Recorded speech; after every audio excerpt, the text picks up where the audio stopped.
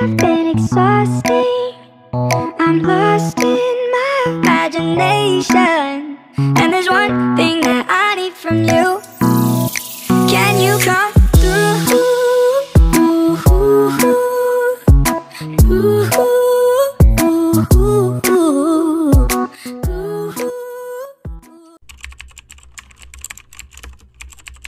Apa tantangan terbesar yang pernah dihadapi Kak Iren saat pertama kali terjun ke lapangan dan bagaimana mengatasinya?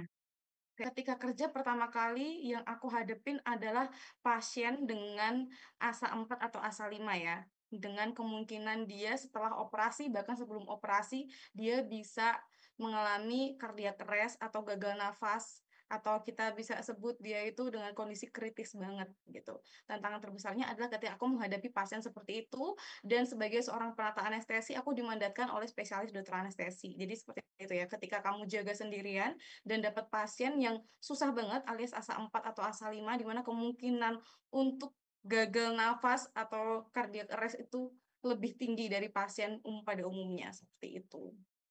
Ya. Mungkin bisa dijelaskan sedikit proses yang dilakukan sebelum dan selama memberikan anestesi pada pasien. Oke, jadi ketika pemberian obat anestesi itu kan ada macam-macam ya, ada sedasi, ada hipnotik, ada analgesik, ada masker relaksan. Tugas kita, seorang penata anestesi itu bertanggung jawab ketika pasien sadar, pasien tidak sadar, dan pasien sadar lagi. Prosesnya itu namanya tahap pre, intra, dan post, ya kan? Nah, bagaimana cara membuat pasien itu dari yang sadar menjadi tidak sadar? Itu dengan obat-obatan anestesi yang sudah kita punya, atau obat-obatan yang sudah ditupoksi kita gitu, dengan dosis-dosis yang diberikan. Sebelumnya saya izin tanya ya Kak, Boleh. apakah saat ini Mbak bekerja pada 2 rumah sakit? Oke. Terus perbedaan antara 2 rumah sakit menurut Mbak itu apa sebagai penata?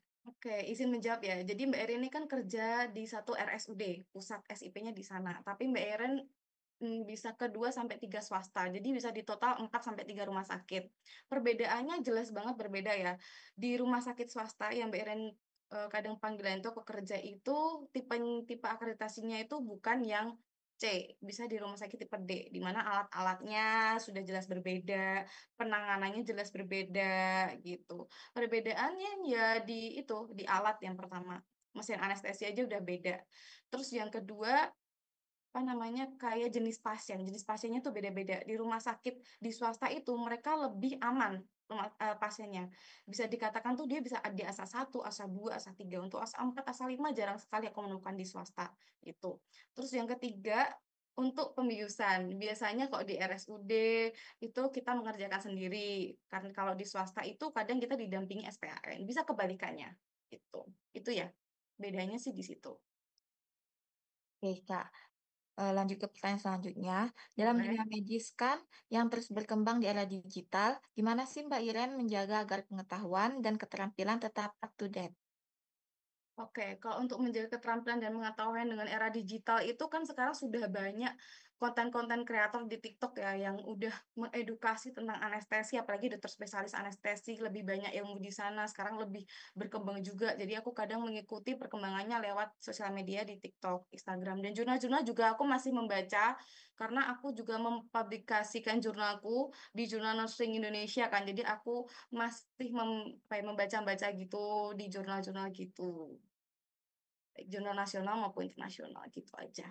Aku sangat senang sekali bertemu dengan kalian adik-adikku mahasiswa. Aku rasa kalian ini adalah generasi baru, generasi yang pinter daripada angkatanku. Jadi aku harap kalian lebih semangat lagi nantinya untuk menggapai cita-cita. Thank you. Aku juga senang bertemu kalian. Bye-bye. Dadah!